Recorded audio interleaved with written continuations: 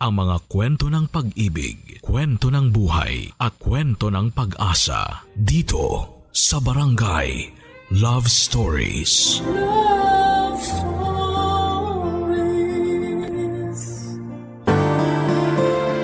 Ang kaakibat ng pagmamahal ng buo at totoo ay ang posibilidad ng sakit na hindi biro. Dahil ang pusong nagmamahal ng lubusan ay siya ring unang napupunit kapag dumating ang hindi inaasahang pamamaalam. Ikaw, kabarangay, sino ang greatest heartbreak mo?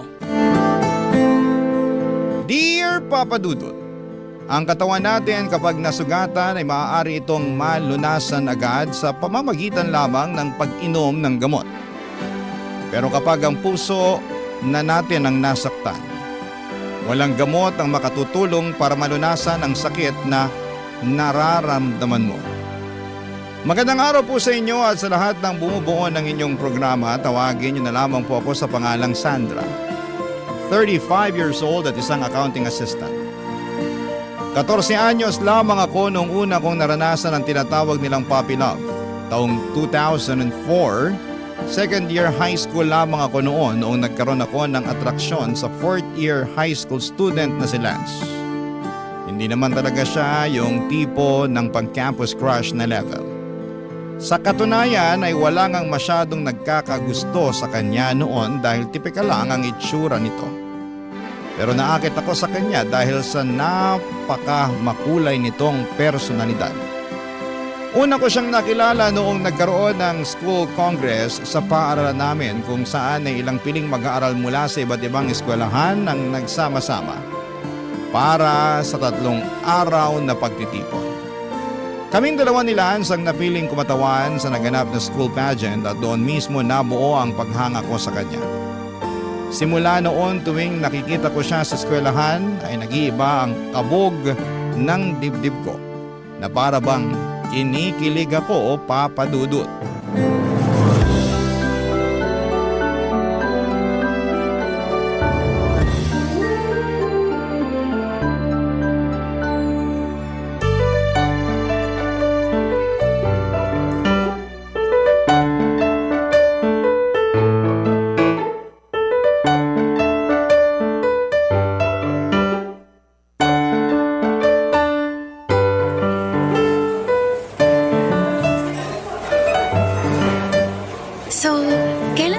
Kwento sa akin tong sinasabi mong man of your dreams.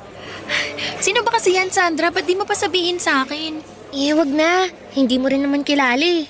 Taga-ibang section ba? Hindi. Sa ibang year siya. Mas matanda siya kaysa sa atin. Talaga? Third year o fourth year? Senior na siya. Hala siyang landi ng kaibigan kong to. Sino nga? Sabihin mo na. Baka kakilala ko tapos matulungan pa kita. Wag mo nang alamin kung sino. Sabihin mo na. Isa, lalo mag-iinit ang ulo ko. Sige ka. Sige na nga. Basta, atin lang to ah. Huwag mong ipagsasabi kahit na kanino. Oo na. Sino ba kasi yung lalaking tinutukoy mo? Si Lance. Si Lance? Yung volleyball player na partner mo nun sa pageant? Oo, siya nga. Ano namang nagustuhan mo dun? Sobrang common naman ng itsura niya. Tsaka, hindi ba nasa lower section yun? Ibig sabihin, popol siya. Grabe ka naman sa Bopols. Wala naman yun sa itsura tsaka sa talino. Nasa pagkatao yan. Ano namang meron sa pagkatao niya na nagustuhan mo? Friendly siya. Tapos, makulit, palatawa, tsaka sobrang caring. Basta, hindi mo pa kasi siya nakakasama kaya hindi mo alam yung totoong ugali niya. Sa bagay, hindi rin naman talaga ganun kataas yung standards mo eh. Nung elementary nga tayo, nagka-crush ka rin dun sa uhugin nating kaklase, di ba? Hoy, cute din naman kasi yung kaklase natin yun noon. Ay nako, pero alam mo, tropa ni Lance yung kaklase natin, si Michael. Pareho silang naglalaro ng volleyball eh. Totoo ba? Oo, ang alam ko tambayan nila yung old grandstand sa likod ng school. Baka nandun sila ngayon. Gusto mo puntahan natin? Wag na. Ano namang gagawin natin dun? Siyempre, tutulungan kitang pormahan si Lance. Alam nga namang hanggang crush-crush ka na lang dyan. Sa susunod na lang? Ngayon na. Wala kang mapapala sa patwitams mo dyan. Hindi na uso yung ganyan, no? Sakto na kay Michael yung notebook ko sa Filipino. Kinopya niya yung board ko sa Ibong Adarna. Kunwari, kukunin natin yung notebook ko para may rason tayong lapitan sila. Pero hindi ko alam kung... Shh! Wala nang pero-pero. Halika na.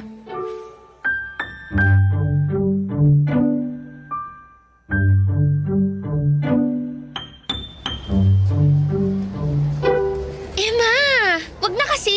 Halika Nakakahiya. na. Ito na yung chance mo para mapalapit sa crush mo. Sa susunod na lang. Malapit nang mag-time mo. Ano ka ba? May 15 minutes pa. Huwag kang ano dyan. Nandito na tayo kaya bawal nang umatras. Ay, ayun sila oh. Sabi na nandito sila nakatambay eh. Sino ba yung Lance dyan? Yung matangkad na nakabukas ng botones ng polo. Oh, in fairness naman, may itsura kahit konti. Pwede na yan. Halika na. Sandali lang, Emma. Sandali lang naman. Oh, ano? Bakit? Check mo muna kung maayos tong itsura ko. Baka mamaya hulas na pala ako. Ay naku, matagal ka ng hulas. Hindi mo na maayos yung problema mong yan. Halika na.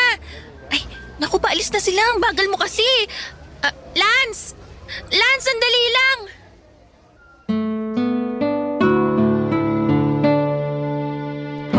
Papadudot, may hiyamang nararamdaman noon ay naglakas loob akong hingin ang cellphone number ni Lance. Tinext ko siya kinagabihan at nagulat ako dahil mas mabilis pa sa 4:00 noong nireplyan niya ako na parabang matagal na niya akong inaantay na mag-text sa kanya. Sa mga sumunod na araw ay mas napalapit pa kami sa isa't isa hanggang sa napasama na kami ng kaibigan kong si Emma sa grupo nila Lance.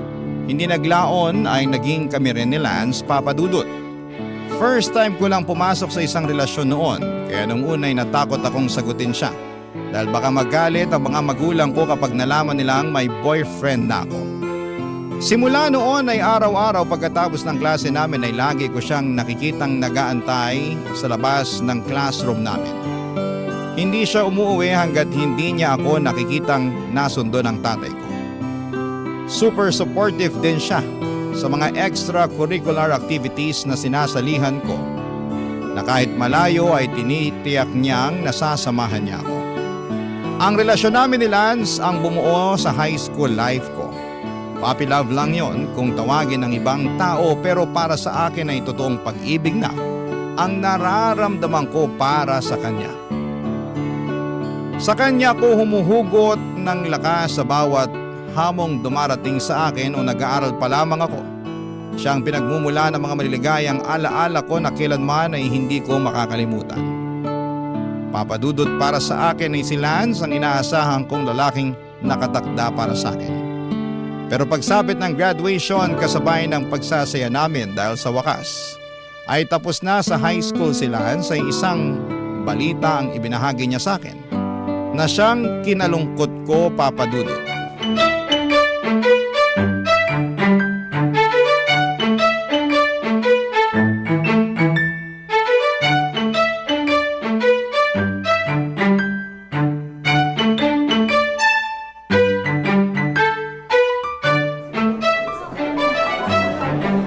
Sandra!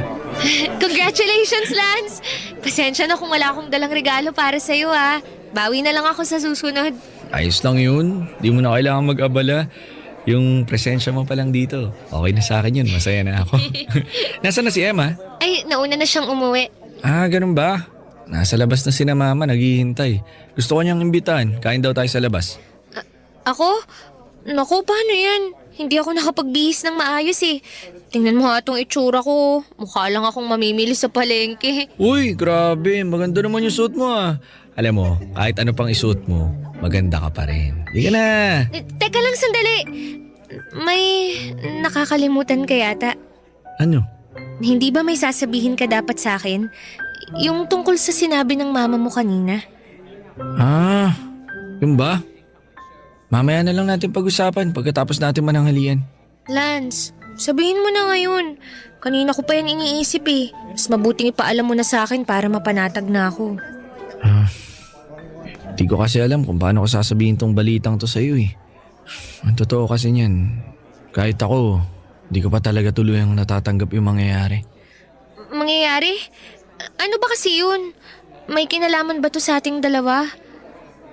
Kasi Sandra, sa susunod na buwan, Magmamigrate na kami sa US.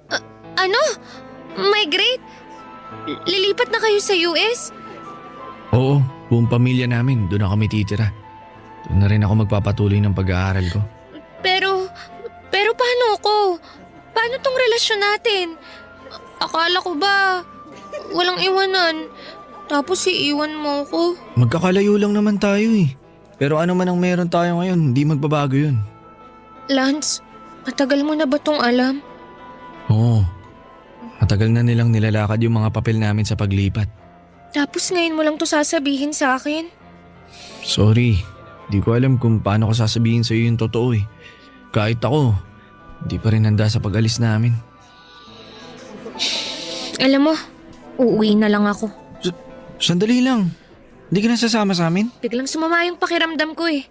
Pakisabi sa mama mo, pasensya na. Maiwan na kita. Sandra, sandali lang! Sandra!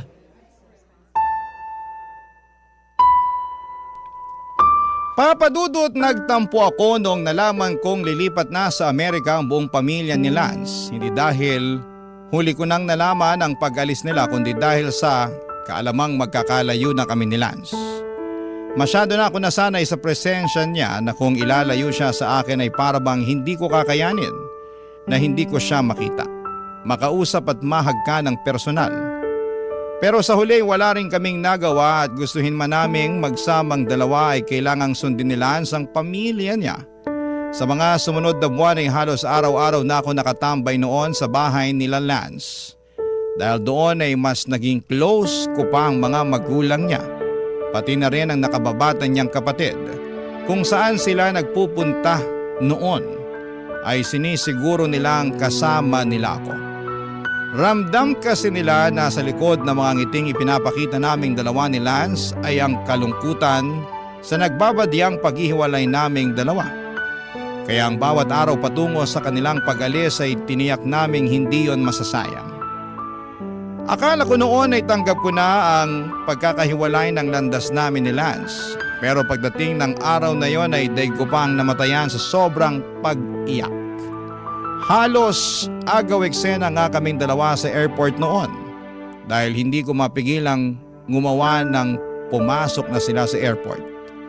Sa huli tanging litrato, sulat at pangakong babalikan niya ako ang tanging naiwan sa akin sa kanyang paglipad papunta sa ibang bansa. Papadudot. Barangay Love Stories. Barangay Love Stories. Hindi madali ang naging long distance relationship namin ni Lance.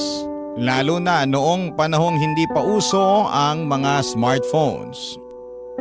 Gabi-gabi ay lagi ako nakatambay sa computer shop para lamang maka-video call ang boyfriend ko. Sobrang mahal pa noon ang bayad sa computer, papadudot, na umaabot ng 50 pesos kada oras. Halos hindi na ako mag-recess noon sa eskwelahan para lamang makapag-ipon ng perang pang-internet. Hindi nga naglaon ay nakahanap din kami ng maayos na routine ni Lance. Sinisiguro namin na once a week ay nakakapag-usap kami online.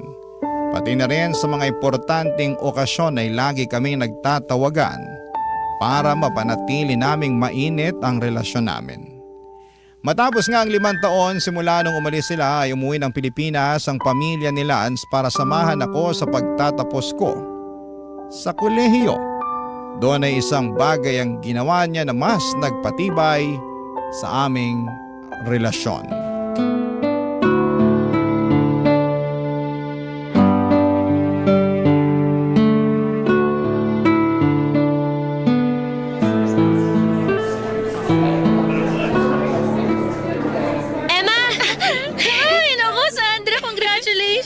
Congratulations din sa'yo, sis!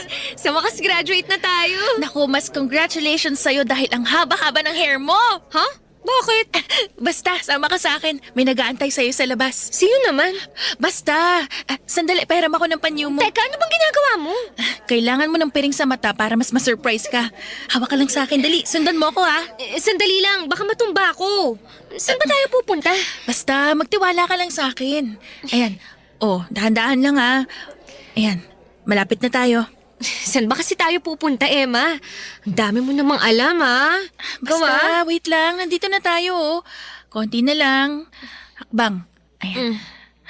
Kailangan nating lumayo sa mga tao para walang masyadong umepal sa eksena nyo. Eksena namin Ninong. Nang bisita mo.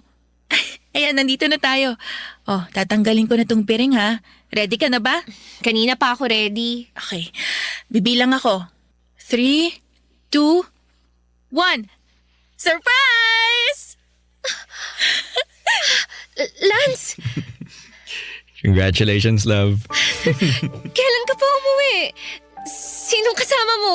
Mag-isa ka lang ba? Oh, one question at a time lang, mahina ka laban. Ito muna, flowers. Congratulations ulit. Oh, salamat. Oh, paano yan? Maiwan ko na muna kayong dalawa dyan ha. Makikipagpicturan lang muna ako sa mga kaklase natin doon. Bye-bye! Salamat, Emma. You're welcome. Basta yung chocolate ko ha. Sige na, babush! Nagulat naman ako. Hindi ko alam na umuwi ka pala. Hindi ko talaga pinaalam sa'yo para ma-surprise kita. Si Emma lang yung sinabihan ko. Mag-isa ka lang? Kasama mo ba si tita? Kasama ko buong family ko. Tinaon ko talaga na ngayong buwan yung bakasyon namin para sakto sa graduation mo. Grabe, hindi pa rin ako makapaniwala. Ikaw ba talaga yan, Lance? Oo, ako nga. Sobrang namiss kita, Sandra. Ako rin. Halika nga rito, payakap nga.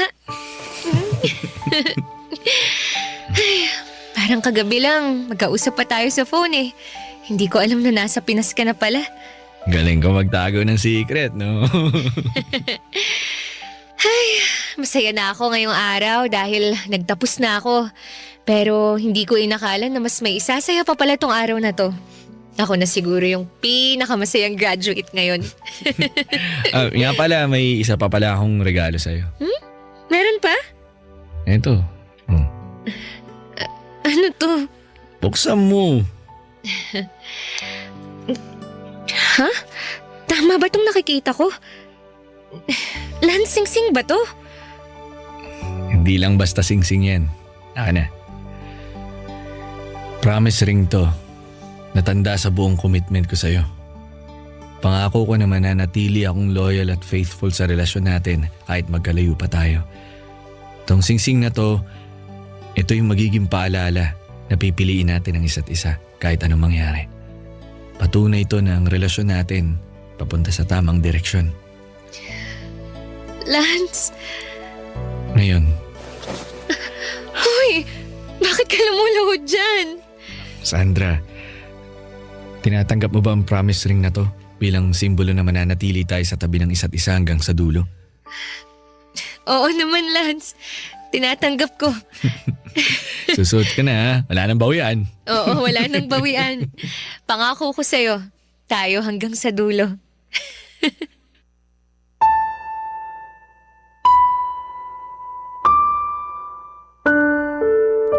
Kasabay ng pagtanda namin ni Lance ay ang pagyabong din ng aming relasyon. Sa mga sumunod na mga taon ay mas nag-mature pa ang tingin namin sa isa't isa. Kaya naman mas naalagaan pa namin ang pagsasama namin kahit na milya-milya ang layo namin mula sa isa't isa. Papadudot, hindi namin namamalayan na umaabot na pala kami ng mahigit 10 taon sa aming relasyon. Nang mga panahong yon ay pinagplanuhan na naming magpakasal. Sa katunayan, may nakatakda ng taon kung kailan kami dapat mag-isang dibdib. Kaso nga lang ay hindi namin inakala na iba pala ang plano sa amin ng kapalaran. Bago natapos ang taong 2017 ay na-diagnose si Lance na merong colon cancer. Labis-labis ang pag-aalala ko para sa kanya noon.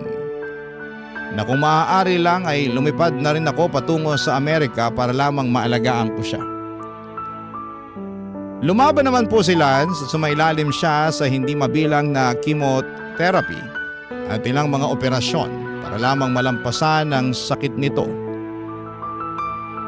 Pero sa huli, ang cancer na dumadaloy sa katawan nito ang siyang nagwagi. Pagsabit ng 2019 ay masyado nang advance ang cancer ni Lance kaya minabuti nilang itigil na ang pagpapagamot dito. Doon na naisipan ni Lance na umuwi na lamang ng Pilipinas para gamitin ang nalalabi nitong panahon. na makasama ako, Papa Dudut.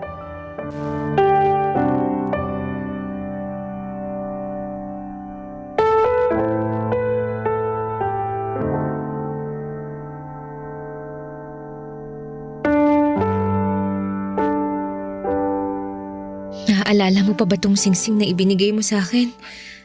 Oo naman, ito nga Suot-suot ko pa rin yung sa akin kahit maluwag na. Sabi mo, 'di ba, sasamahan mo ko hanggang dulo.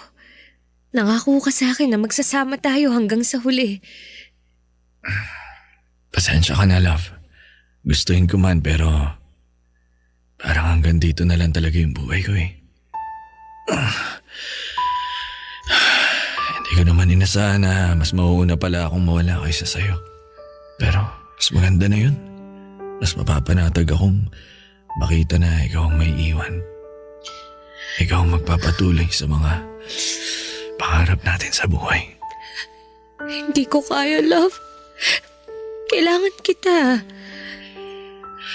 Kaya mo yan. Alam ko matatag ka. Na kaya mo nga na mag-isa kahit na magkalayo tayong dalawa eh. Iba naman kasi yun. Kahit nasa malayo ka, alam kong nandyan ka pa rin. Pero ibang usapan na kapag nawala ka na. Hindi pa ako handa para sa bagay na yun. Ganito na lang isipin mo ha. Hindi ako mawawala. Magpapahinga lang. Love naman eh. Nagpapaalam ka na ba? Huwag muna please. Hindi. Hindi pa kita iiwan. Mananatili ako rito sa tabi mo hanggang sa katawan ko na mismo ang bumigay. Pero love, lagi mong tatandaan na mahalaga ka sa akin. Ikaw ang pinakamagandang parte ng buhay ko at babaunin ko ang mga alaala natin hanggang sa kabilang buhay. Pero gusto ko na maging buo ka pa rin kahit wala na ako.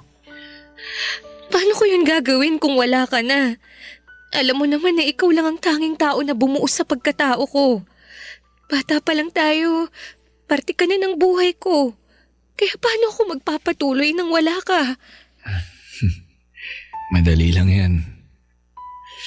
Kapag nawala na ako, huwag mong pagsasara ng pinto yung mga tao sa paligid mo.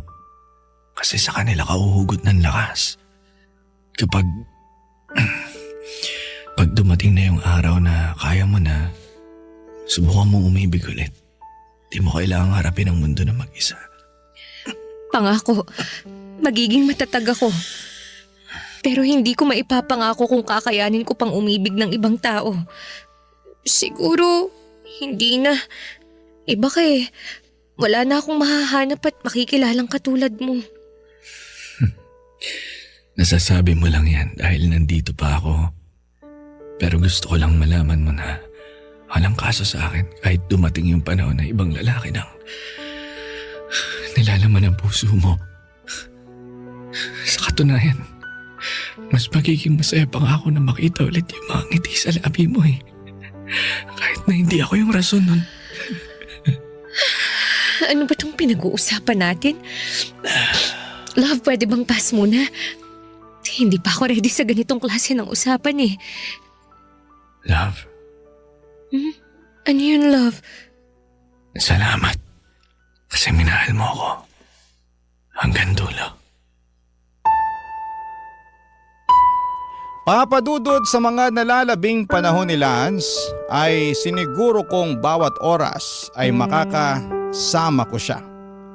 Walang araw akong pinalampas na wala kaming ginawa kundi ang bumuo ng mga alaala na pareho naming dadalhin sa magkabilang mundo.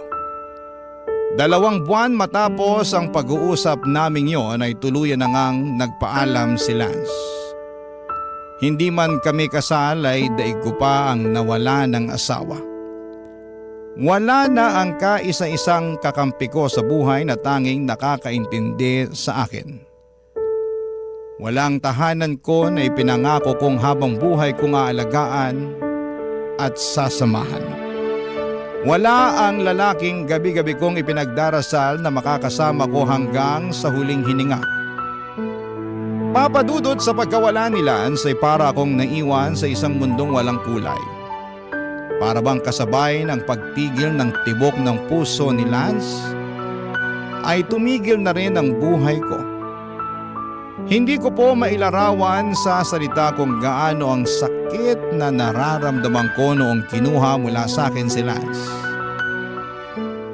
Kung mas may malungkot pa sa salitang kalungkutan, ayun na siguro ang nararamdaman ko noong namayapa siya. Papadudot simula noon na hindi na bumalik pa ang ngiti sa mga labi ko at pawang kalungkutan lamang ang nararamdaman ko. Barangay Love Stories. Barangay Love Stories.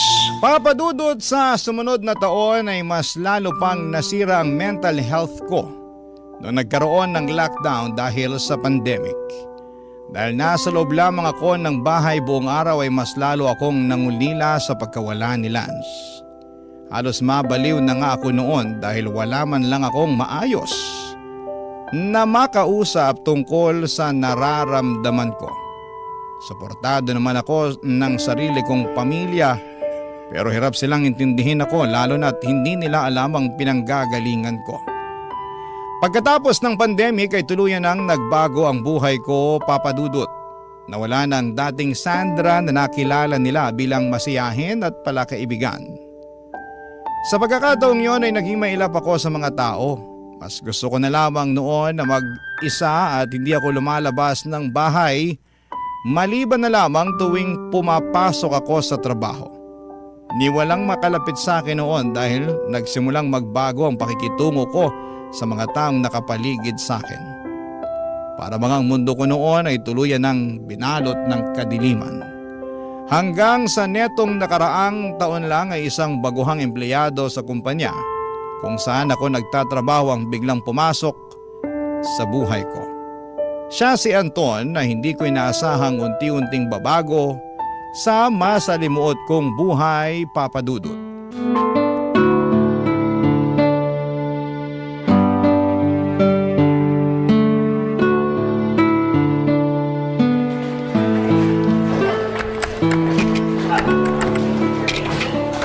Totoo ba na mataas magbigay ng bonus tong company natin? Kaya kasi ako nag-apply dito kasi malaki daw sila magbigay ng bonus eh. Makakakuha na kaya ako agad nun kahit bago pa lang ako dito? Akala ko ba hindi mo ako aabalahin? Pasensya ka na. Kausap ko lang yung sarili ko. Huwag mo na akong pansinin dito. Totoo nga ang chismis na suplada ka.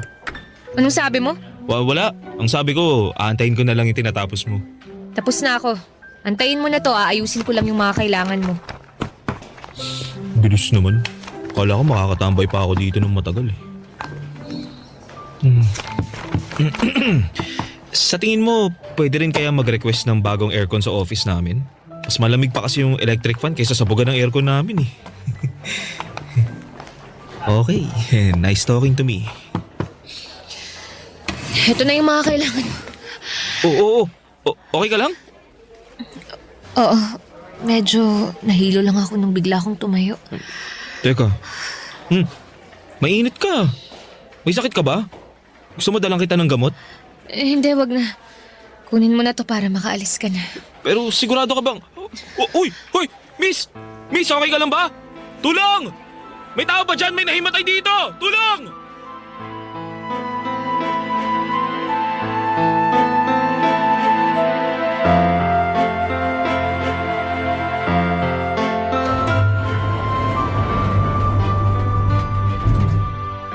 Hoy, ikaw pala ulit.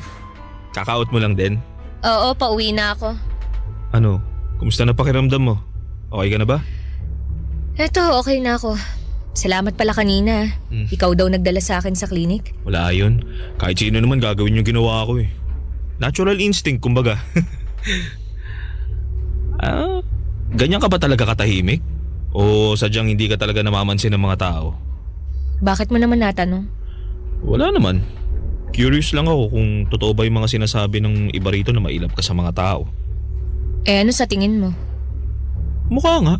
Hindi ka mahilig sumagot sa mga taong kumakausap sa'yo eh. Kala ko nga introvert ka nung una. Minsan tuwing nagkakasabay tayo sa elevator, binabati kita pero Di ka naman namamansin. Inisip ko na lang na baka mahiyain ka. Wala lang talaga akong ganang makipag-usap sa mga tao. Hindi naman sa nangihimasok ako pero ang kwento kasi sa akin, nagsimula ka raw magbago nung namatayan ka? Asawa o boyfriend? Di ko na maalala kung ano yung sinabi. Basta may nawala sa'yo na malapit sa puso mo kaya ka nagkaganyan. Alam mo, mauuna na ako sa'yo. Maiwan na kita. Sandali lang, marami pa akong itatanong sa'yo eh. Miss! Miss!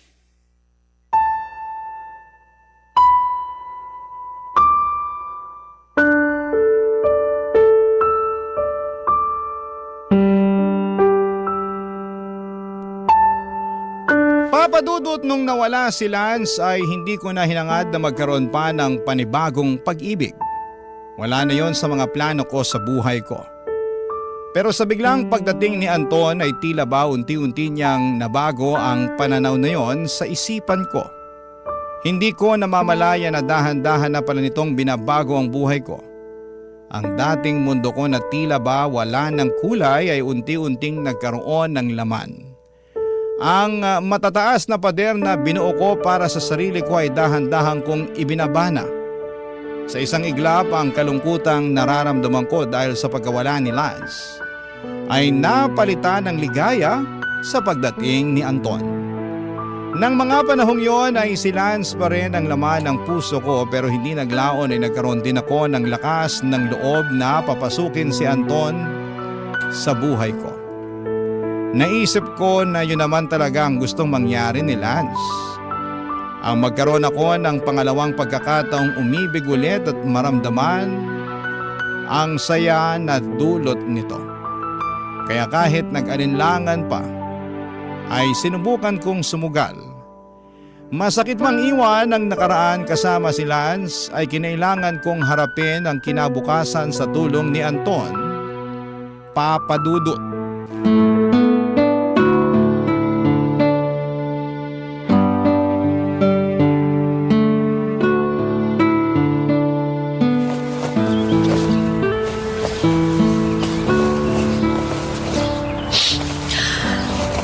Ano ba to?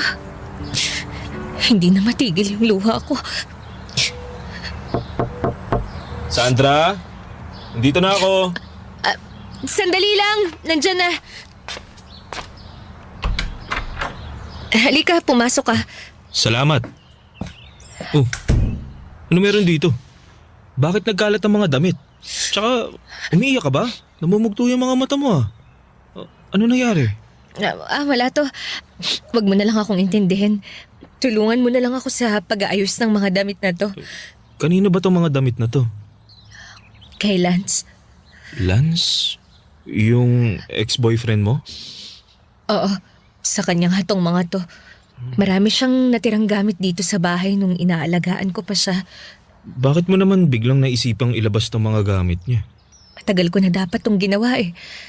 Kaya hirap akong mag-move on mula sa kanya kasi hanggang ngayon nakakapit pa rin ako sa mga alaala niya. Hindi ako makapagsimula kasi kahit 5 taon na yung lumipas, siya pa rin yung laging laman ng puso't isip ko. Sandra, di mo naman kailangan madaliin to eh. Hindi madali ang magluksa, lalo na para sa taong minahal mo ng napakatagal. Pero hindi matutuwa si Lance kung mananatili akong ganito. Sobrang laki na ng ipinagbago ko simula nung nawala siya. Bago siya namatay, nangako ko sa kanya na magpapatuloy ako sa buhay ng masaya. Alam mo, Anton, simula nung nawala si Lance, ngayon na lang ulit ako nakaramdam ng kasiyahan. Yun na yun nung nakilala kita. Totoo ba yan? Oo. Ikaw lang yung taong dumating sa buhay ko na hindi ko ina-expect na magbibigay ulit ng kulay sa buhay ko. Sa tuwing nakakasama kita, para bang bumalik yung dating saya sa buhay ko. Alam mo, hindi ko naman intensyon na palitan si Lance o kunin kung ano man yung lugar niya sa puso mo. Alam kong espesyal siya at kahit kailan, hindi ko maihigitan ng pag-ibig na binigay niya sa'yo. Pero Pwede kong subukan dahil alam kong deserve mong makatanggap ulit ng tunay na pagmamahal. Kaya ako nga ito ginagawa eh. Kasi handa na ako. Sa wakas, kaya ko na siyang pakawalan. Kaya ko nang magmahal ulit ng hindi na nakukonsensya. Kaya ko na ulit tumanggap ng pag-ibig ng hindi inaalala yung nakaraan ko. Dahil yun sa tulong mo, Anton. Ibig bang sabihin ito, tinatanggap mo na ako sa buhay mo? Oo, hindi dahil gusto ko nang kalimutan si Lance, kundi dahil gusto kong tuparin yung ipinangako ko sa kanya. Na magiging masaya ko ulit. Yun ang gusto niyang mangyari. Salamat. Salamat, Sandra, at binigyan mo ako ng pagkakataon.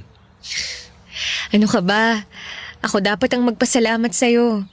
Dahil kahit ilang beses kitang itinulak palayo, nandyan ka pa rin. Nagpupursige para sa akin.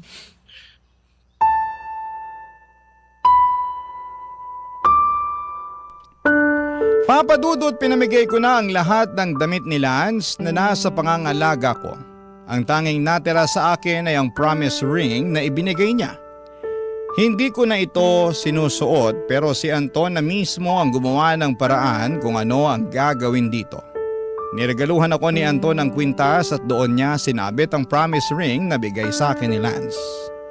Sabi nila mahirap higitan ang first love, hindi lang dahil sa alaala at damdaming kaakibat nito, kundi dahil sa bawat ngiti, halakhak at yakap na unang naramdaman mo ay nag-iwan ng bakas sa puso mo. Pero hindi ibig sabihin ito na wala na tayong karapatang umibig ulit. Walang sino man ang makakapalit sa pwesto ni Lance sa puso ko. Pero handa akong magbigay ng espasyo para kay Anton. Hindi lang sa puso ko kundi pati na rin sa nalalabing buhay ko.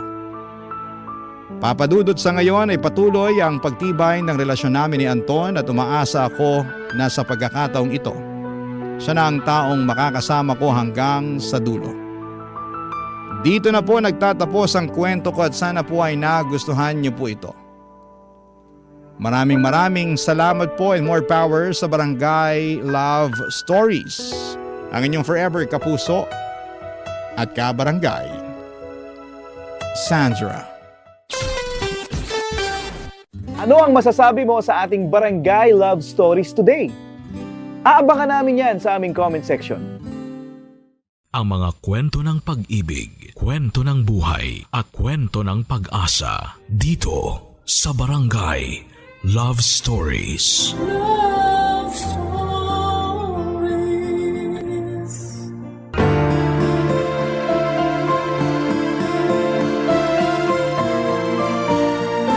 Maraming tao ang nanghuhusga base sa pisikal na anyo ng iba. Nakakalungkot mang isipin ngunit ito ang realidad ng ating lipunan.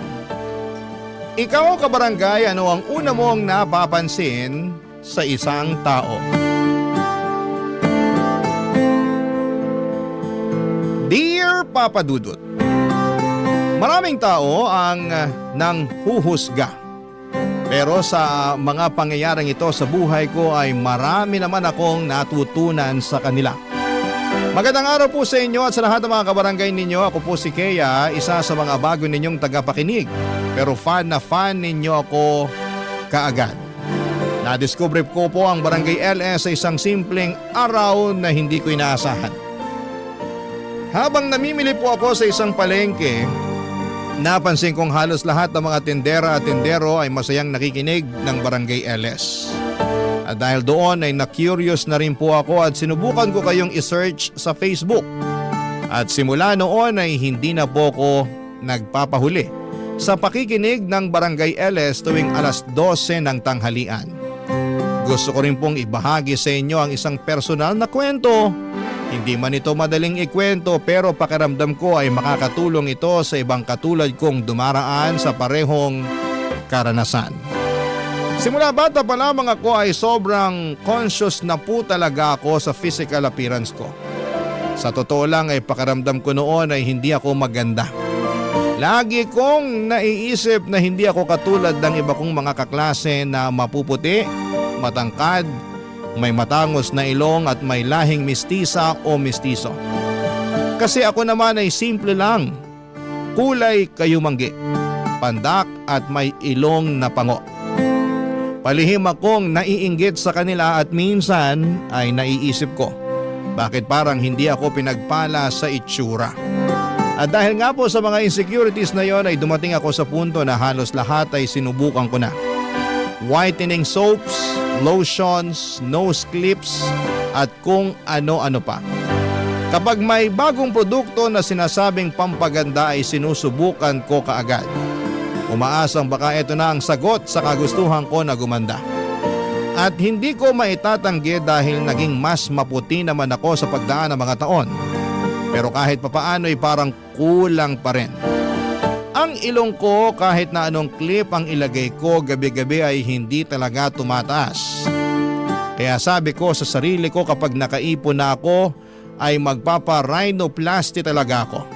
Pero hanggat hindi pa kaya ng budget ay tiis-tiis muna sa mga over-the-counter na pampaganda. Pero kahit pa may mga pagbabago na sa physical kong anyo ay hindi pa rin ako ganong ka-confident. Sa tuwing tumitingin ako sa salamin, pakiramdam ko ay ang pangit-pangit ko pa rin. Hanggang sa dumating sa punto na naniwala na akong baka hindi na talaga ako magkakajowa, na baka hindi talaga ako karapat-dapat mahalin kasi hindi ako maganda. Pero nagkamali ako. Isang araw sa hindi ko inaasahang pagkakataon ay may nakilala akong lalaki sa isang dating site. Si Marco. Nagsimula po kami sa simpleng chat tapos ay palitan ng kwento hanggang sa unti-unti nang gumaan ang loob namin sa isa't isa. Hindi ko inakala na may taong magkakagusto sa akin. Hindi dahil sa itsura ko kundi dahil sa kung sino ako, Papa Dudut.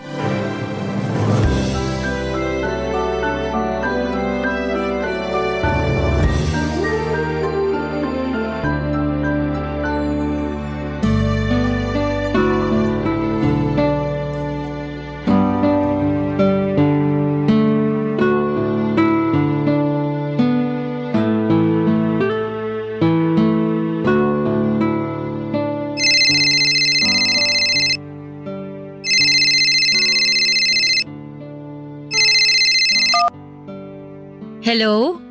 Kaya, Ako nga. Ba't mo ako kilala? Sino to? hulaan mo. Hay nako, maghanap ka ng ibang paglalaruan mo. Goodbye. Uy, teka lang. Huwag mo munang ibababa. Bakit? Sino ba to, ha? Si Marco to. Sinong Marco? Eto naman, yung kachat mo sa dating site. Marco? Oo, ako nga. Ba't gulat na gulat ka dyan? Paano mo naman nakuha yung number ko, ha? Eto talaga oh. Binigay mo kaya sa akin yung number mo nung isang araw. Pasensya ka na. Nakalimutan ko kasi. Alam mo ikaw, ang bata-bata mo pa. Pero makakalimutin ka na. Ay nako, ewan ko sa'yo. Siya nga pala, ba't ka naman napatawag? Wala lang. Gusto ko lang marinig yung boses mo. Nagsasawa na rin kasi ako sa chat eh. Kaya eto. Okay. O ngayon, narinig mo na yung boses ko. Ano masasabi mo? Maganda. Kasing ganda ng mga pictures mo. Nang aasar ka ba? Eto naman, maganda ka naman talaga. Ang cute-cute mo kaya sa mga pictures mo. Nang bola pa to. Konti na lang talaga maniniwala na ako sa'yo eh. Bakit? Hindi ka ba naniniwala na maganda ka? Yung totoo? Hindi. Ha? Bakit naman? Alam mo kasi, lumaki ako na punong-puno ng insecurities. Kasi yung mga kaklase at kaibigan ko, ang puputi, tapos ang tatangos pa ng ilong. Habang ako, eto, hindi man lang ako pinanganak na maputi. Huwag mo ngang pagsalitaan ng ganyan ang sarili mo. Hindi porket hindi maputi, pangit na kaagad. Hindi naman ata tama yan. Siguro nga, pero ewan ko ba? Tuwing humaharap ako sa salamin, pakiramdam ko palaging may kulang eh. Anong ibig mong sabihin?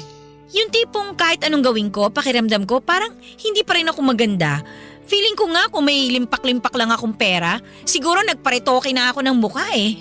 Nako, yan na yan ang wag mong gagawin. Bakit? Sayang lang ang pera mo dyan. Ang mahal-mahal kaya magparitoke ng muka. Kung ako sa'yo, Ibibili ko na lang ng house and lot yung pera. Huwag na nga nating pag-usapan to. Hindi naman kalakihan yung sinasahod ko sa trabaho ko ngayon kaya malabo na magkaroon pa ako ng perang pamparitoke dito sa mukha ko. Basta, tigilan mo na muna yung kaka-overthink mo ha. Susubukan ko. Nga pala kaya, Ano yun? may gagawin ka ba ngayong Sabado? Wala naman, bakit? Gusto sana kitang yayain mag-date. Seryoso ka? Oo, ang tagal-tagal na kaya nating nagchat-chat. Sa tingin ko, panahon na rin para magkita tayo. Okay, sige. Pero sa isang kondisyon. Ano naman yun? Ikaw ang taya, libre mo. Ay, wag na lang pala. Kuripot! Biro lang. Siyempre, sagot kita. Yan ang gusto ko sa'yo eh.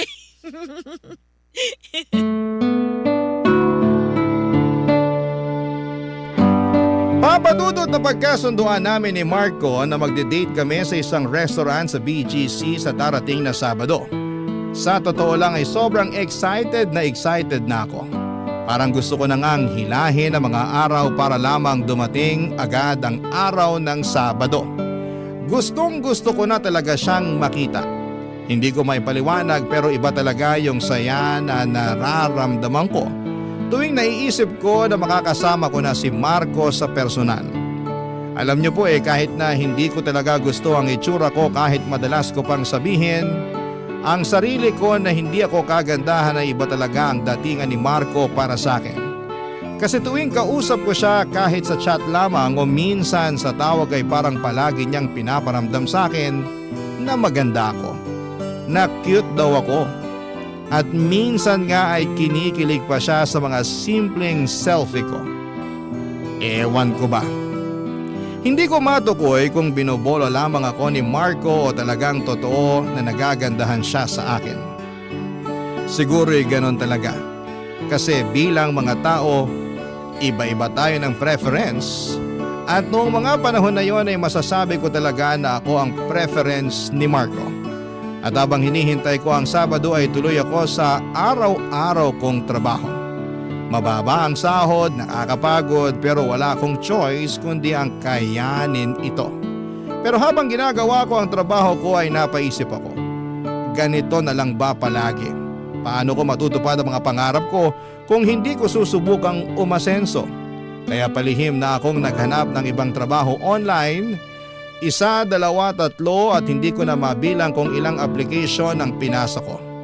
Gabi-gabi ko yung ipinagdarasal na sana kahit sa isa lang sa mga kumpanya na yon ay matanggap ako. Gusto ko na talagang makapag-ipon para sa mga bagay na matagal ko nang pinapangarap. At isa na doon siyempre ang magparitoke ng mukha. At makalipas ang ilang araw ay dumating din ang pinakahihintay kong araw. Ang first date namin ni Marco sa BGC. Maaga akong gumising. Nag-ayos, naghanda ng outfit na ilang beses ko pang sinukat sa harapan ng salamin para siguraduhin na maayos akong tignan. Medyo kabado ako pero mas nangingibabaw yung excitement. Pagdating ko sa restaurant sa BGC ay tumibok ng malakas ang puso ko. Huminga ako ng malalim bago pumasok. At pagpasok ko ay nakita ko kaagad si Marco na naka-formal attire pa. At sa totoo lang ay mas gwapo siya sa personal at parang biglang lumambot ang tuhod ko nang unang tingin ko pa lamang sa kanya ay nagwapuhan ako.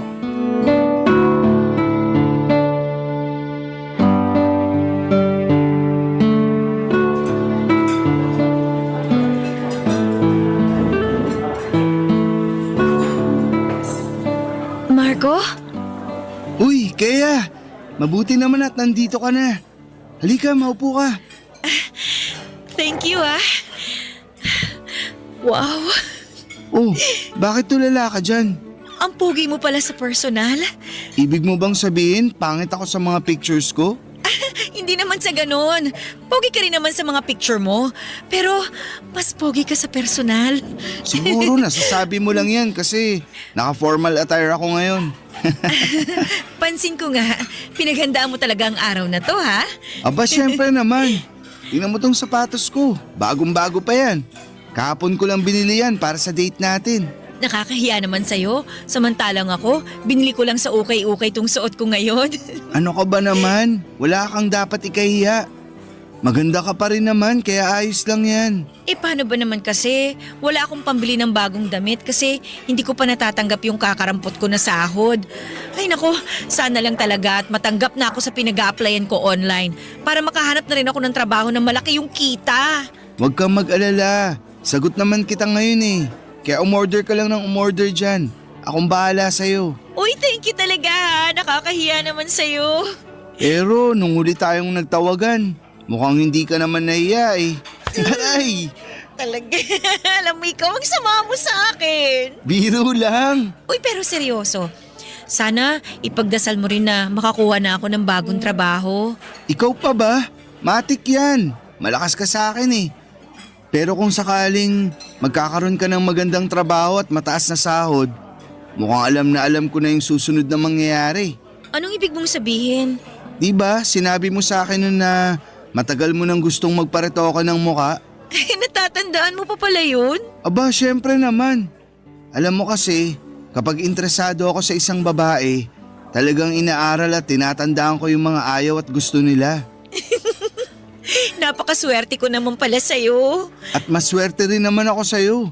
Kasi nabigyan ako ng pagkakataon na makadate ang isang magandang binibini na katulad mo. Alam mo, tuwing sinasabihan mo ko ng maganda, feeling ko, nang aasar ka. Uy, hindi ah. Chusero ka ng taon ha? Pero seryoso, kung ako yung tatanungin mo, sa tingin ko hindi mo na kailangang magparetoke. Bola ka ng bola dyan. Nako, baka mamaya may iba ka na palang babae ha? Alam mo ikaw, napansin ko lang na panay ang pag-overthink mo. Pero di bali na lang, kasi cute ka naman kahit na nag-overthink ka eh. Huwag mong ibahin yung topic. Umamin ka. Siguro may iba kang chicks no? Eto talaga oh. Paano mo naman nasabi yan? Ang galing mo kasi mambola eh. Tsaka magpakilig. Grabe.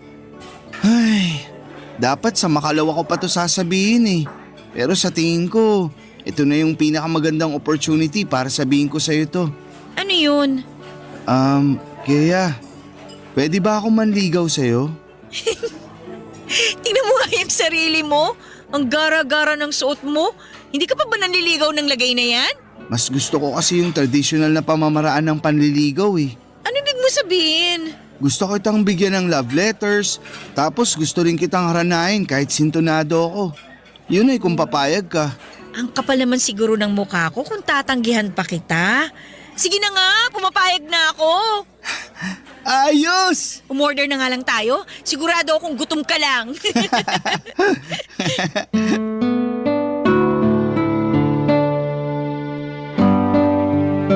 Tinotoo talaga ni Marco lahat ng mga pangako niya sa akin. Hindi lang siya puro salita at pinakita niya talaga sa gawa kung gaano niya ako kamahal.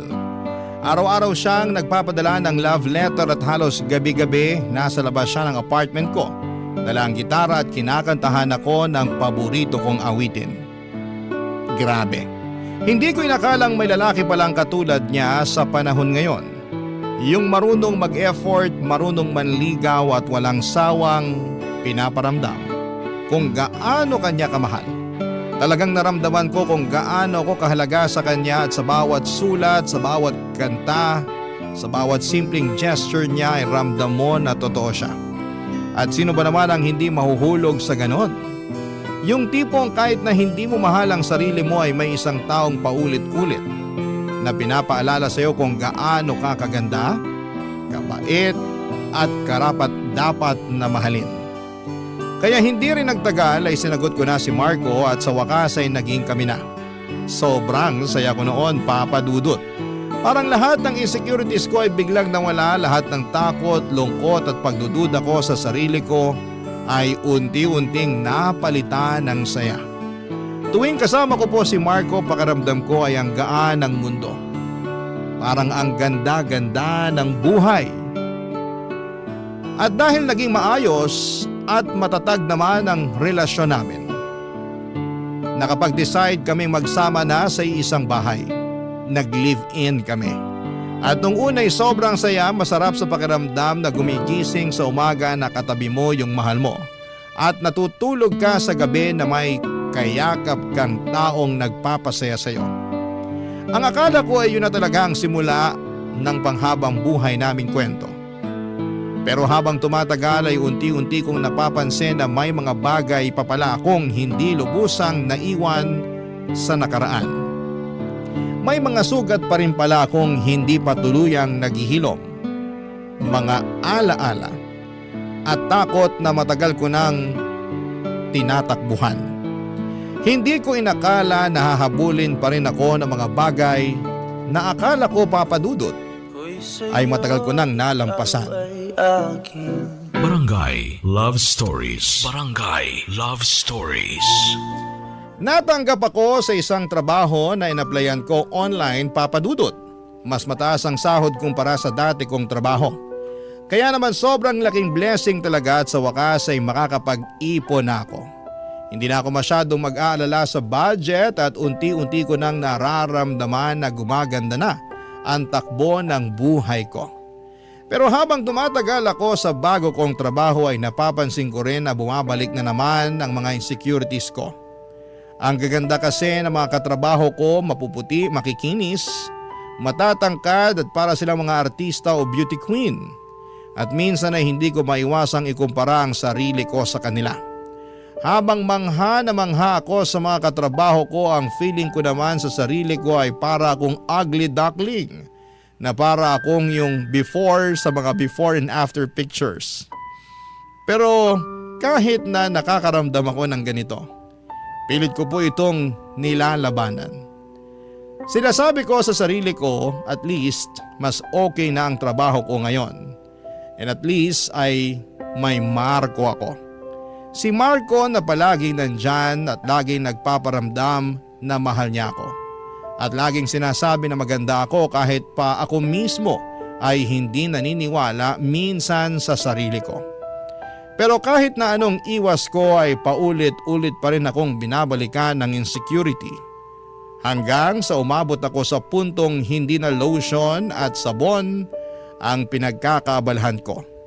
Pati na glutathione injection ay pinatulang ko na rin. Dahil nga afford ko na, naging regular na ang pagpunta ko sa mga gluta sessions. Tuwing tinitingnan ko ang sarili ko sa salamin ay tuwang-tuwa ako. Pumuputi ako, kumikinis ako.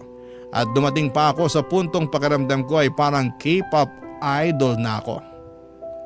Mas naging confident ako sa panlabas, mas masaya ako sa mga litrato, mas ganado akong mag-ayos.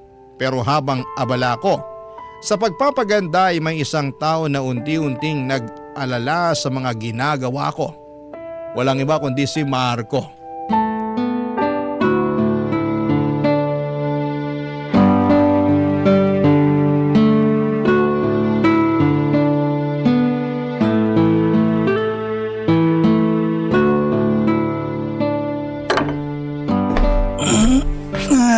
Hi babe, good morning! Nagluto na nga pala ako ng breakfast para sa'yo. Thank you, babe. Halika na, dali, mupo ka na dito para makakain ka na. Wait lang ha, ito yung tosino. Yan. Babe, Bakit? Ano yun? may tatanong ako sa'yo. Pero sana huwag kang magagalit ha. Ako tuloy tong kinakabahan sa'yo. Ano ba kasi yun? Napapansin ko kasi na habang tumatagal, para kang namumutla. May hindi ka ba sinasabi sa akin? Yung totoo, may tinatago ka bang sakit? Ano ka ba naman? Wala akong sakit. Kung ganun, ba't parang palagi kang namumutla? Ay, grabe naman siya oh. Ay, sige na nga, sasabihin ko na sa'yo. Nagpapagluta drip ako at nakakailang session na ako. Babe, I'm sorry. Ayaw kitang pangimasukan kasi may karapatan ka naman kung ano yung gusto mong gawin sa katawan mo. At sigurado ako na pera mo naman ang ginamit mo dyan. Kasi ni minsan hindi ka naman nanghingi sa akin. Kaso lang… Sandali lang. Medyo kinakabahan na ako dyan sa tono ng pananalita mo ha. Ano ba talagang gusto mong sabihin sa akin? Sige na, sasabihin ko na sa'yo. Wala naman ng saysay kung magpapaligoy-ligoy pa ako. Ay, sa tingin ko, hindi na nakakabuti sa'yo yung mga pinagagagawa mo. Anong ibig mong sabihin? Ang dami mong insecurities, babe. Halos gabi-gabi na lang, nilalagyan mo ng kimpit yung ilong mo. Tapos yung whitening soap sa CR, napapansin ko na rin na ang bilis-bilis na maubos. Tapos ngayon, ayan, At bakit? Kasalanan na ba ngayon na maging maganda? hindi naman sa ganun yun. Yung sa akin lang naman, masyado ka nang nilalamon ng insecurities mo. Pasensya ka na ha. Kung ito lang naman yung paraang alam ko para maramdaman ko na maganda ako. Babe, concerned lang ako sa'yo. Yun lang yun. Pwes, kumain ka na lang dyan. Hindi ko kailangan ng concern mo. Eto naman. Babe, sorry na. Ewan ko sa'yo. Pangit mo. Huwag ka na magtampo sa akin. Alam mo namang hindi kita matitiis eh. Sana naisip mo yan bago mo ako pinakialaman at hinusgahan. Babe, hindi sa ganun yun. Yung sa akin lang naman, gusto ko na matanggap mo yung sarili mo. Kasi maganda ka naman eh. Ay, yan ang problema dito sa Pilipinas eh. Kung maputi ka, sasabihin maganda at artistahin ka. Pero kapag brown naman yung balat mo, sasabihin na pangit ka. Wag ka magpapadala sa colonial mentality ng bansa natin. Maniwala ka sa akin, babe. Maganda ka na. Siyempre sasabihin mo yan, boyfriend kita eh. Eto naman, wag mo ngang minamasama yung mga sinasabi ko sa'yo. Pero eto babe ha, alam kong magagalit ka sa susunod kong sasabihin. Pero sa tingin ko, oras na rin para malaman mo to. Ano na naman yan? Alam mo ba yung tungkol sa body dysmorphia disorder? Hindi. Ano yan? Napag-aralan kasi namin yan nung nasa college pa ako. Ay, isa yung kondisyon kung saan nakakaramdam ka ng matinding pagkabahala o stress sa physical appearance mo. Ang OA naman yan? Babe, talaga nangyayari yan. At sa tingin ko, mas makakabuti kung magpapatingin tayo sa isang psychiatrist. Ano? Para makasiguro lang. Hoy, ikaw ha. Sa dinami-dami ng sinabi mo, iisa lang naman yung tinutumbok mo eh. Nabaliw ako at nasisiraan na ako ng bait. Bakit? Ako lang ba yung nag-iisang babae sa mundo na concerned sa physical appearance niya? Kaya nga ang dami-daming gumagamit ng makeup dyan, di ba? Para kahit papano, mas gumanda sila. So bakit pinamumukha mo sa akin na baliw ako porkit nagpapaganda ako? Maniwala ka sa akin. Gusto lang kitang tulungan. Wala akong intensyon na pagmukain kang baliw. Pero yun kasi yung lumalabas eh. Sa susunod kung wala kang magandang sasabihin, manahimik ka na lang. Babe, I'm sorry kung na-pressure kita na magpatingin sa psychiatrist. Please, ayoko ng away. Alam mo naman na hindi kita matitiis eh. Pasensya na rin kung sinungitan kita. Promise, hindi na kita pipilitin. Pero eto lang ang pinapangako ko sa'yo. Gagawin ko ang lahat para iparamdam sa'yo na hindi ka nag-iisa. Kung may gusto kang i-share sa akin, wag kang magdadalawang isip na kausapin ako ha. Andito lang ako para sa'yo. I love you, babe. I love you too. Sige na, kumain ka na dyan. Sabayan mo na ako, babe. Sige na, mauna ka na. Babalik na lang muna ako sa kwarto. Sobrang nagtampo ako kay Marco noong araw na yon kasi pakiramdam ko ay pinagmumukha niya akong baliw. Para sa akin ay normal lang naman sa babayang maging desperado sa kagustuhang gumanda. Hindi ba't likas sa aming mga babae ang pag-aayos ng sarili? Kaya hindi ko talaga maunawaan kung bakit siya biglang naging concerned. At hindi ko maintindihan kung saan siya nanggagaling noon. Kung bakit siya natatakot o bakit siya nababahala. Kasi para sa akin normal at natural lang na gustuhin kong gumanda at maging mas presentable. Pero ang totoo niyan, Papa Dudut, habang tumatagal ay mas lalo lang lumalakas ang kagustuhan ko na magpa-rhinoplasty. Feeling ko talaga noon kapag tumaas na ang ilong ko, mag-iiba na ang hulma ng mukha ko. Baka sa wakas, darating na yung araw na makikita ko ang sarili ko sa salamin na hindi nandidiri. Na baka sa wakas, matutuldukan na ang lahat ng insecurities ko na dala-dala ko mula pagkabata. At yung mga taon na lagi akong kinukumpara sa iba. Pero habang hindi pa ako nakakapag-rhinoplasty ay napansin kong unti-unti kong na ilalabas ang lahat ng insecurities ko sa ibang tao. Para bang sa tuwing may nakikita akong taong kontento sa sarili nila, Lalo akong naiirita.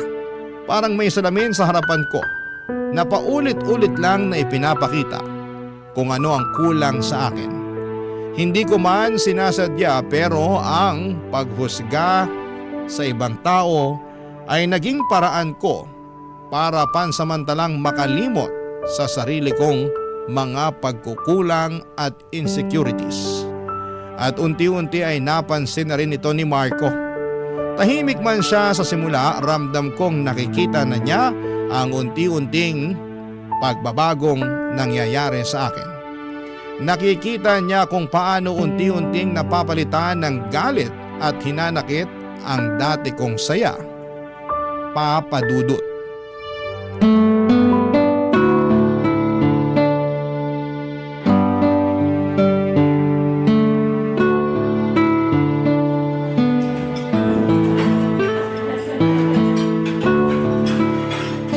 Mabuti na lang talaga at nakalabas na rin tayo sa wakas. Kaya nga matagal na rin simula nung huli tayong kumain sa labas. Ito ang menu. Mamili ka na ng gusto mong kainin. Uy, babe, nakikinig ka pa ba? Bakit ka tulala dyan? Tingnan mo yung customer sa kabilang table. Sobrang pandak, ang itim-itim. Tapos yung ilong mukhang... Uy, hinaan mo nga yung boses mo. Baka mamaya may makarinig pa sa'yo. Pasensya ka na ha. Talaga nang gigigil ako sa mukha niya Tsaka, tingnan mo nga siya Mukhang gandang-ganda sa sarili. Kala mo naman kung sinong kagandahan. Sarap sampalin Ba't ka ba nagkakaganyan? Wala namang ginagawang masama yung tao sa'yo Alam mo kasi babe, para sa akin, yung confidence may binabagayan ng itsura niyan. Pero sa mukha ng babae na nasa kabilang table, sinasabi ko sa'yo ha, hindi bagay sa kanya ang maganda-gandahan. Ay, O bakit? hindi na ikaw yung babaeng kilala ko. Ano naman yan? Minahal kita noon kasi mabait at palabiro ka. Pero ngayon, mukhang binabalot ka na ng poot at galit. Ang drama mo naman. Totoo namang pangit yung babae na nasa kabilang table Masama na palang magsabi ng totoo ngayon? Kaya, sinasabi ko sa'yo, kailangan na nating magpatingin sa psychiatrist. Kasi kung hindi, maniwala ka sa akin. Mas lalala at lalala lang yung nararamdaman mo. Isipin mo nga ng mabuti. Nung una, yung sarili mo lang yung napupuna mo. Tas ngayon, ibang tao na. At ang mas malala pa dyan, wala namang ginagawang masama sa'yo yung mga taong iniinsulto mo. Hay nako, akin na nga yung menu. Kumain na lang tayo? Wag na, nawala na ako ng gana. Hoy, talaga bang palalakihin mo to, ha? Pasensya ka na pero di na kasi ako mapalagay sa sitwasyon natin Pakiramdam ko kasi. Pakiramdam mo ano? Magsalita ka! Ano? Pakiramdam ko para akong walang kwentang boyfriend. Kasi wala man lang akong magawa para pagaanin niyang nararamdaman at pinagdadaanan mo. Alam mo, lagi mo sinasabi sa akin na lagi ako nag-o-overthink. Pero sa ating dalawa, mukhang ikaw tong nag-o-overthink Babe, pumahig ka na please. Magpatingin na lang tayo sa psychiatrist. Ayaw na sana kitang pilitin pero para naman sa ikabubuti mo to. Tigil-tigilan mo nga ako. Wala akong sakit at mas lalong hindi ako baliw. Porket magpapakonsulta sa psychiatrist, baliw at may sakit na kaagad? Alam mo, pupunta lang naman tayo ng psychiatrist para mas lalo mong maintindihan kung saan ang gagaling yung nararamdaman mo. Yun lang yun. Kaya wag mo naman sanang masamain. Pag ikaw hindi ka pa tumigil, ikaw ang sasamain sa akin. Ay, sorry na. Sige na, kumain na lang tayo. Mabuti naman kung ganon. Matingnan na nga tong menu. Shrimps, buttered chicken, iced tea. Okay na, nakapili na ako. Hoy, ang tagal mo namang mamili. Bilisan mo na dyan para matawag na natin yung waiter. Saglit na lang to. Bilisan mo na kasi. Uy, ginulat mo naman ako Ay, sorry. Ba't ka ba kasi tumatawa Babe naman kasi. Tingnan mo yung mag-asawa na yun, Oh, bakit? Mukha sila mag-asawang bulldog. At yung babae, tingnan mo, mukhang pilay. Kapag binamaras ka nga naman talaga, ang pangit na nga, baldado pa. Ay. Uy, teka! Uy, saan ka pupunta? Gaano ka ba kamiserable para pagpiestahan mo yung misfortunes ng ibang tao, Kung Kumalma ka nga. Ano ka ba? Ayoko na, Kaya. Ha? Aalis na ako. At sa tingin ko, mas makakabuti kung... Sandali lang. Nakikipaghiwalay ka ba sa akin? Parang ganun na nga. Ang babaw mo naman. Ang babaw mo! Sabihin mo na kung anong gusto mong sabihin. Pero makikipagbalikan lang ako sa'yo kung papayag ka na magpakonsulta tayo sa psychiatrist. Alam mo, rinding-rindi na ako sa psychiatrist na yan ha. Palagi mo na lang pinapaalala sa akin na kailangan kong magpatingin sa psychiatrist. Kung gusto mo pumunta sa psychiatrist, huwag mo ko idadamay. Pumunta ka mag-isa mo. Uuwi na ako. Kukunin ko na yung mga gamit ko mamaya. Doon na muna ako sa apartment ng kaibigan kong matutulog pansamantala. Eh di umalis ka! Huwag na magpapakita sa akin kahit kailan! Tuluyan nang umalis si Marco ng gabing yon at nag-impake siya ng mga gamit niya at lumipat muna sa apartment ng kaibigan niya. Ako naman ay naiwang mag-isa sa dati naming tinitirhan.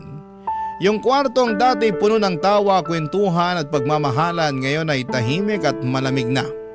Aminin ko po na sobrang sakit ng ginawa niyang paglayo, Papa Dudut. Parang bigla niya na lamang akong iniwan sa gitna ng bagyo. Hindi ko maintindihan kung bakit parang ang dali-dali lang para sa kanya na talikuran ako. Lalo na't ang tingin ko sa dahilan ng tampo niya ay mababaw lamang. Pero sa halip na lamunin ako ng lungkot, pinilit kong buuin ulit ang sarili ko at hindi po yon madali pero sinubukan kong mag-focus sa mga bagay na gusto ko at kaya kong kontrolin. Pumasok ako sa trabaho ng mas maaga.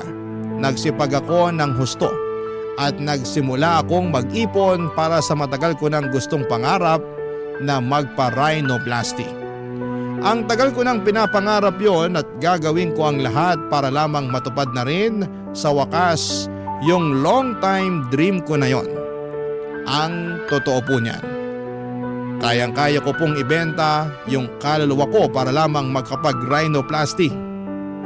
Pero habang binaplano ko ang lahat, doon ko na na-realize kung gaano talaga kamahal ang magpa-rhinoplasty.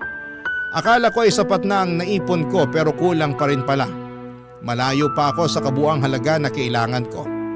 At doon ko naramdaman na kahit na anong sipag ko ay parang hindi pa rin sapat.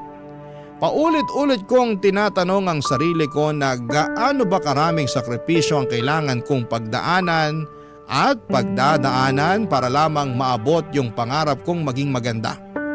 At sa sobrang kagustuhan kong matupad ang matagal ko ng pangarap, dumating ako sa puntong na pagdesisyonan ko ang isang bagay na ni minsan ay hindi ko inakala na magagawa ko. Isang desisyon na alam kong babago sa takbo ng buhay ko, Papa Dudut. Barangay Love Stories. Barangay Love Stories. Binuksan ko ang laptop ko isang gabi habang nakaupo ako sa gilid ng kama at nagsimula akong manood ng mga rhinoplasty videos sa YouTube. Pero habang nagbabrowse ako ay napansin kong nakasave pa rin pala sa browser yung login credentials ni Marco sa online banking niya. At doon ko naalala na minsan niyang ginamit ang laptop ko para i-check yung savings account niya. At siguro'y hindi niya napansin na nakasave pala yung info niya. Kaya out of curiosity ay aaminin ko na naisipan kong i-check kung magkano na ang laman ng account niya. Pagkabukas ko ng account niya ay parang napako ako sa kinakapuan ko. Ang laki ng ipon ni Marco, mas malaki pa sa inaasahan ko. At doon pumasok sa isipan ko kung paano kung pagsamahin ko yung pera niya at yung naipon ko. Baka sapat na yon para sa matagal ko nang gustong rhinoplasty. Nag-aalinlangan ako ng matindi. Alam kong mali, hindi ko pera yon pero sa kabila ng lahat ng ito ay sinabi ko sa sarili ko na kung talagang mahal pa rin ako ni Marco ay maiintindihan niya ako. At saka hindi ko naman ito gagamitin sa kalokohan. Para naman ito sa ikakabuti ko. Sa ikagaganda ko at sa matagal ko ng pangarap. At sa bandang huli ay ginawa ko na ang bagay na buong buhay ko ay hindi ko inaakalang magagawa ko. Transfer ko ang malaking halaga ng pera mula sa account ni Marco papunta sa sarili kong bank account, Papa Dudut.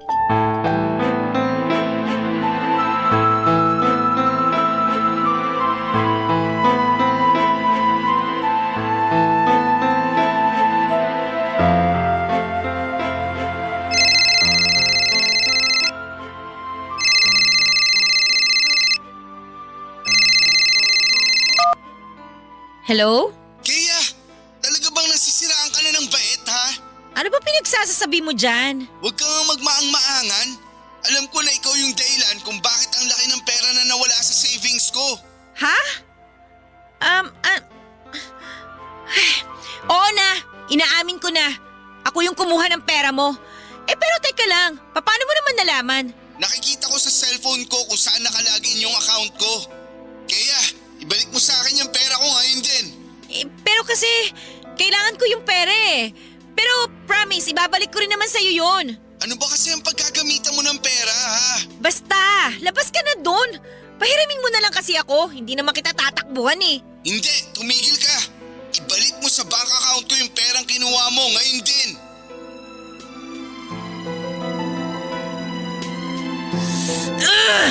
Sige na nga, saglit lang. Tapos na ba? Oo, naibalik ko na sa account mo yung pera.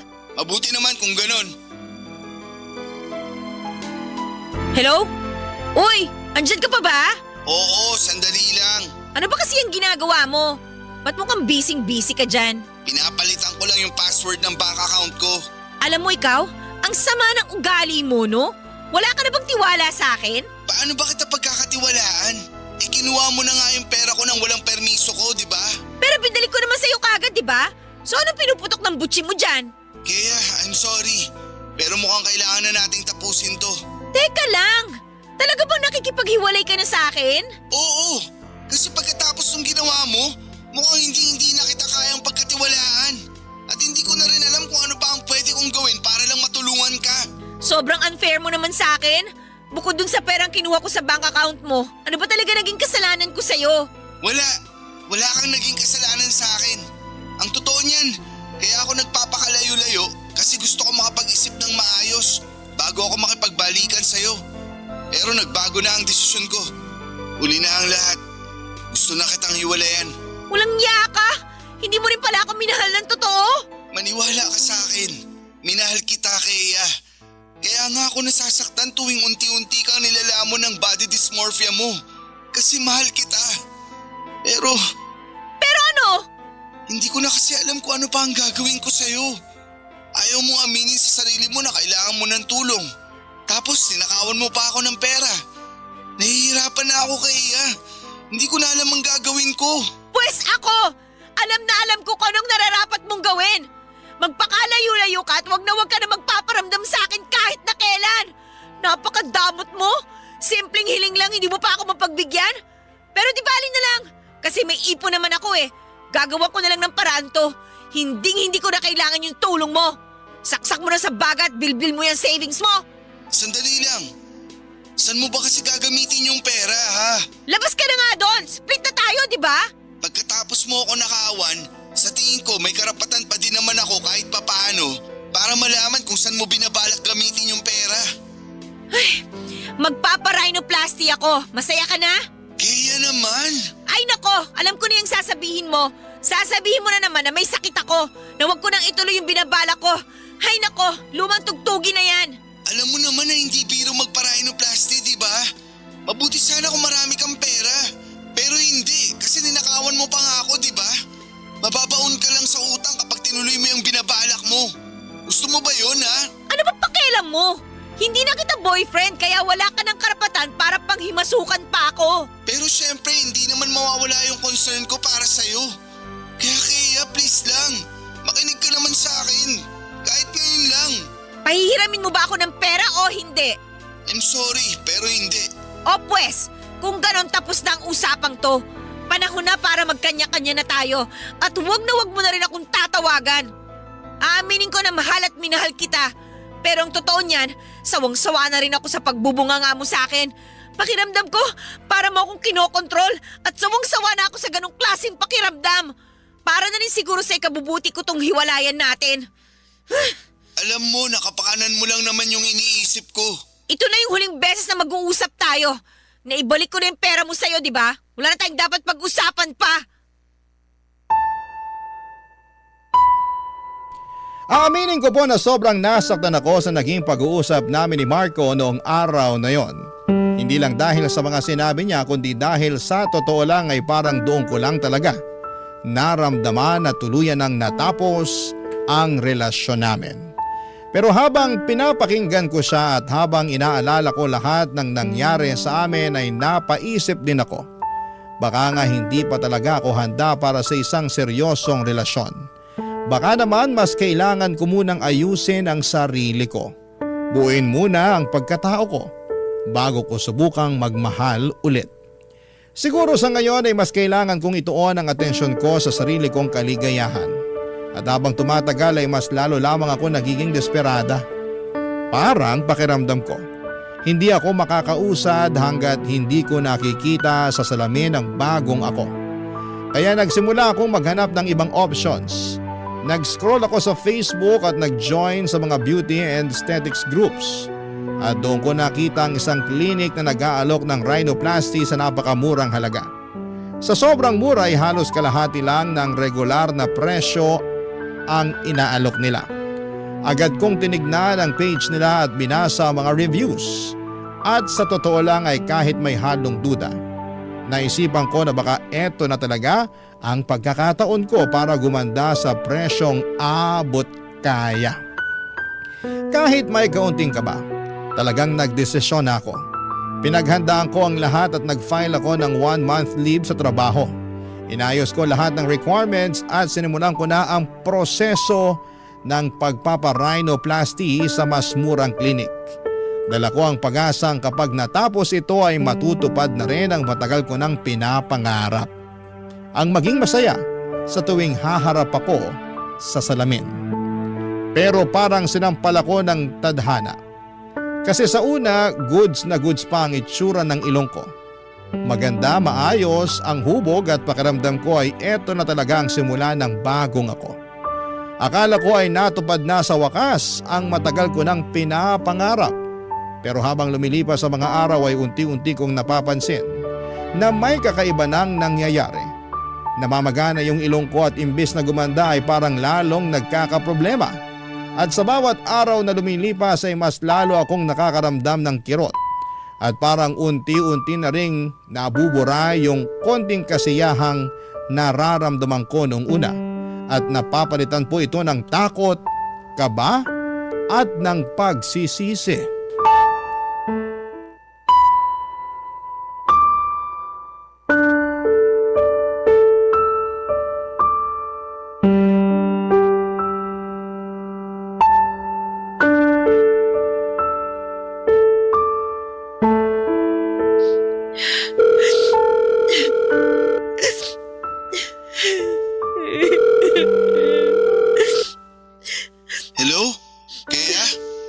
Marco, Kamusta ka na? ayos lang. Ikaw, kumusta ka na? Okay lang naman. Diyan ka pa rin ba nakatira sa apartment ng kaibigan mo? Oo. Siya nga pala, gusto ko sanang humingi ng tawad sa'yo. Sorry sa mga nasabi ko sa'yo noon ha. Naisip ko na nagmamalasakit ka lang naman sa akin at dapat hindi ko minasama yun. Kalimutan mo na yun. Tapos na yun eh. Marco, meron nga pala akong ipapakiusap sa'yo. Ano yun? Gusto ko sanang makipagbalikan. Hello? Andyan ka pa ba? Oo. Andito pa ako. Sandali lang. Umiiyak ka ba? Miss na kita eh. Ang totoo niyan, miss na rin kita. Pero kasi, Ano? walang mangyayari sa'yo kapag hindi mo tinulungan ang sarili mo, kaya kahit ilang beses ko pa ipaalala sa'yo na kailangan mo ng tulong, hindi magiging sapat yun. Alam ko naman yun. Kaya nga napatawag ako sa iyo eh. Kasi narealize ko na lahat ng mga sinabi mo sa akin noon. At pumapayag na ako sa gusto mo. Magpapatingin na ako sa isang psychiatrist. Salamat naman sa Diyos. Alam mo ba kung ilang gabi kong pinagdasal to? Sa wakas, babe, magbabago na rin ang takbo ng buhay mo. At malalabanan na rin natin tong body dysmorphia mo. Pero huwag kang mag-alala. Kasi sasama na tutulungan kita, ha? Pero may kailangan akong aminin sa'yo. Ano yun? Sige na, sabihin mo na sa akin. Mag-promise ka muna na hindi ka magagalit. O siya, sige na. Hindi ako magagalit. Makikinig ako. Sige na, sabihin mo na. Tinuloy ko kasi yung rhinoplasty. Galit ka ba? Ay, aaminin ko na dismayado ako. Pero wala na akong magagawa. Andyan na yan eh. Oh, kamusta naman yung pagpaparhinoplasty mo? Yun na nga yung problema eh. Yung ilong ko. Hindi ko na alam ang gagawin. Litong-lito na ako. Natatakot na ako. Kailangan ko ng karamay ngayon. Hindi kita maintindihan. Bakit? Ano ba kasi ang nangyari ha? Nung una, maayos naman yung pagkakagawa sa ilong ko. Pero ngayon, biglang namagay. At habang tumatagal, mas lalong lumalala yung pamamaga. Please, puntahan mo ko dito. Kailangan kita ngayon. Asan ka ba ngayon? Nandito pa rin sa apartment natin. Huwag kang aalis dyan ha. Papunta na ako. Siya nga pala. I'm sorry. I'm sorry dahil minasama ko yung concern mo sa akin. I'm sorry kung masyado ako naging makasarili. I'm sorry. I'm sorry kung hindi ako nakinig sa'yo. Ano ka ba naman? Huwag na nga natin pag-usapan yun. Hindi makakabuti sa'yo yan. Alam mo, totoo na yan. Gusto na sana kitang iwalayin eh. Pero habang lumilipas sa mga panahon, mas lalo kong nare-realize na mahal pa rin kita. At hindi ko kakayanin kung may masamang mangyari sa'yo. Mahal na mahal din kita. I'm sorry, please. Huwag na mo akong iiwan. Pangako, hindi na kita iiwan. Aray, ang sakit. Ayos ka lang? Anong nangyayari sa'yo ha? Huwag kang mag-alala. Pagdating ko dyan, pupunta na tayo ng ospital, okay? Babe, thank you talaga. Pero please lang, bilisan mo na. Parang mahihimatay na ako sa sobrang sakit. Dumating si Marco sa apartment ko noong mismong araw na yon at nakita niya kaagad ang kalagayan ko. Na halos hindi na ako makatayo sa sakit. Namamagana ng sobra ang ilong ko at ramdam ko na parang may kumikirot sa loob. Hindi na siya nagtanong pa at agad niya akong dinala sa ospital. Mabuti na lamang at naagapan yung impeksyon pero hindi rin naging madali ang lahat. Nagkaroon ng kaunting deformity ang ilong ko at hanggang ngayon ay kailangan ko pang bumalik sa ospital para masiguradong tuluyan na itong maghilom. At imbes na gumanda ako ay mas lalo lamang akong pumangit at may mga oras na nagsusuot na lamang ako ng face mask para hindi makita ng mga tao ang deformity ng ilong ko. Mahirap, nakakapagod. At minsan ay naiiyak na lamang ako kapag naaalala ko ang lahat ng pinagdaanan ko. Lahat ng tiniis ko para lamang sa kagustuhan kong gumanda pero wala na akong magagawa kasi nangyari na. At makalipas nga ang ilang buwan ay nagsimula na akong magpatingin sa isang psychiatrist. Doon ay nakumpirma na may pinagdadaanan ako. At hanggang ngayon ay patuloy pa rin ako sa therapy at dahan-dahan ko na ring natutunan kung paano tanggapin ang sarili ko. Papadudot, yung klinik kung saan ako nagpagawa ng ilong ay bigla na lamang nagsarado. Wala na akong makontak at nung pinuntahan ko ito ay naglaho na lamang sila na parang bula. At wala na ring mga gamit o tao sa dating pwesto na yon. Papadudot, sa kabila ng lahat ay nagpapasalamat ako. Kasi hindi ako iniwan ni Marco. Kahit ang dami kong pinagdaanan, kahit siya mismo ay nasaktan at napagod, ay bumalik pa rin siya. Nagkausap kami ng maayos, nagkapatawaran at kami pa rin hanggang ngayon. Ang dami kong napagtanto sa lahat ng mga nangyari. Unang-una ay wala naman talagang masama sa kagustuhang gumanda, normal lamang yan. Lalo na sa ating mga babae. Pero dapat alam din natin kung kailan na ito nagiging sobra at makakasama sa atin. Hindi ko kinokondena ang mga nagpaparitoke o nagpapaputi. Dumaan din ako sa ganoon at alam kong malaking tulong ito para sa iba sa pagpapalakas ng loob at tiwala sa kanilang sarili.